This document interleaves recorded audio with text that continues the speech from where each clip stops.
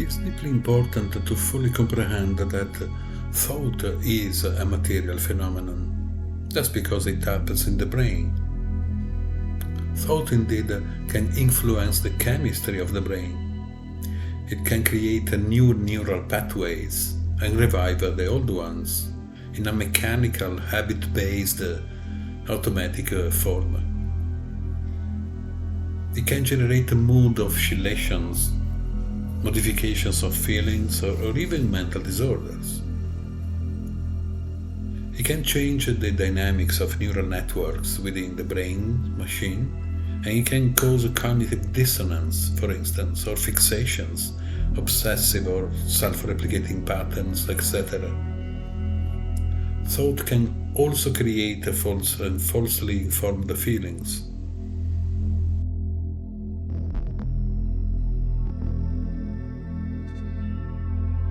The following facts should be matters of study and deep inquiry, especially in the field of education and personal cognitive development.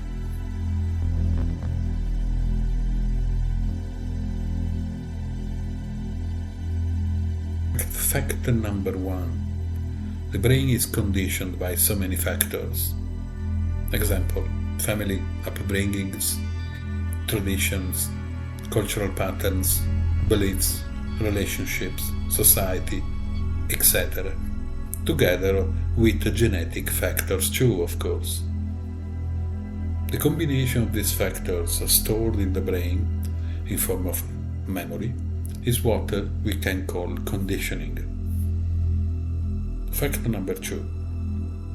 Considering that thought happens in the brain's environment and is not genetically inherited, it is unbiased to say and to deduce and highlight how thought and its content are the psychological and behavioral expressions of how the brain has been conditioned throughout one's life's experience.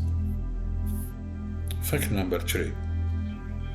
Feelings are related to thoughts and also happen and get processed in the brain.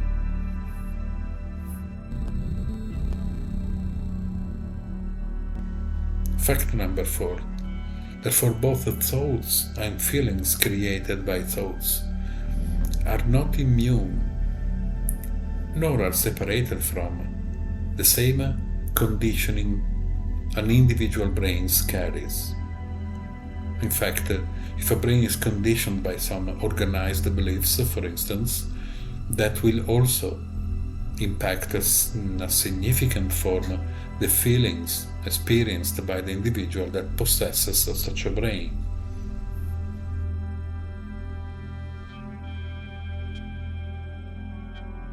Fact number 5. Thought is always the result of conditioning, either good, neutral, technical, or bad conditioning. This is the reason why it is crucial to distinguish thought from the act of thinking. If such a distinction is carefully made, it will get easier to identify what is thinking and what is merely conditioning instead.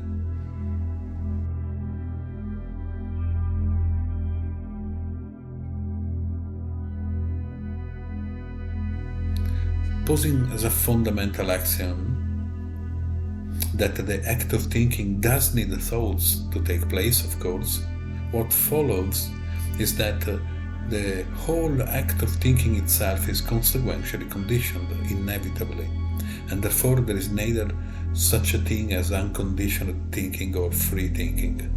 Nonetheless, if people possessed the thinking skills capable of differentiating between what is thinking and what is thought, they will have much more chances to reason in a form that will be surely less influenced by the interference of the conditioning they carry.